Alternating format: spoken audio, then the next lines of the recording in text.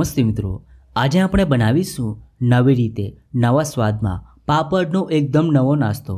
ફક્ત 5 મિનિટમાં બની જતો આ નાસ્તો નાના બાળકોથી લઈ મોટા બધાને ખૂબ જ પસંદ આવશે। તો વિડીયો ગમે તો લાઈક કરજો અને ચેનલને સબસ્ક્રાઇબ કરવાનું ભૂલતા નહીં। તો ચાલો હવે બનાવીએ। સૌથી પહેલાં આપણે પાપડને શેકી લઈએ। તો તવા પર એડ કરીશું થોડું ઘી અને હવે ઘીને આ રીતે તવા પર સ્પ્રેડ કરી દઈએ। હવે આપણે ઘીમાં પાપડને શેકીશું। આ રીતે પાપડને ઘીમાં શેકવાથી ખૂબ જ સરસ ફ્લેવર આવશે। જો તમારે આ રીતે ના કરવું હોય તો ગેસ પર પણ શેકીને લઈ શકો છો, પણ આ રીતે શેકેલા પાપડ એકદમ ટેસ્ટી લાગે છે। હવે આ રીતે દબાવતા જઈને બંને સાઈડ સારી રીતે શેકી લઈએ। તો પાપડ બંને સાઈડ રોસ્ટ થઈને તૈયાર છે। આ રીતે બધા જ પાપડ શેકી લેવાના।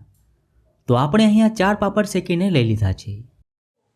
હવે હાથેથી આ રીતે બધા જ પાપડને તોડી એક બાઉલમાં લઈ લઈએ।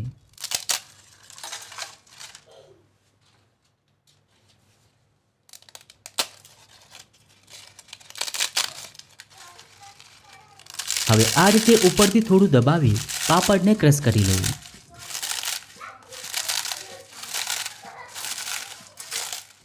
હવે આપણે તેમાં શાકભાજી અને મસાલા એડ કરીશું। તો 1 ઝીણી સમારેલી ડુંગળી, 1 ઝીણું સમારેલું ટમેટું, 1/4 કપ કાકડી, 1 ઝીણું સમારેલું લીલું મરચું, થોડી કોથમીર,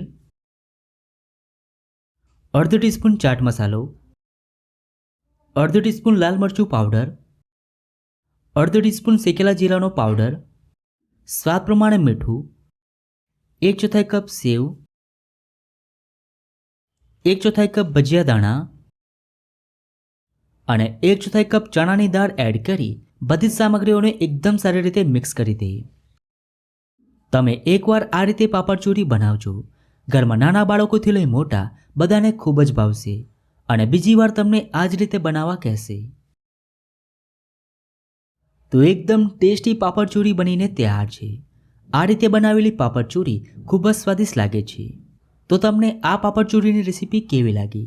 જો રેસીપી ગમી હોય તો વિડીયોને લાઈક અને શેર કરજો।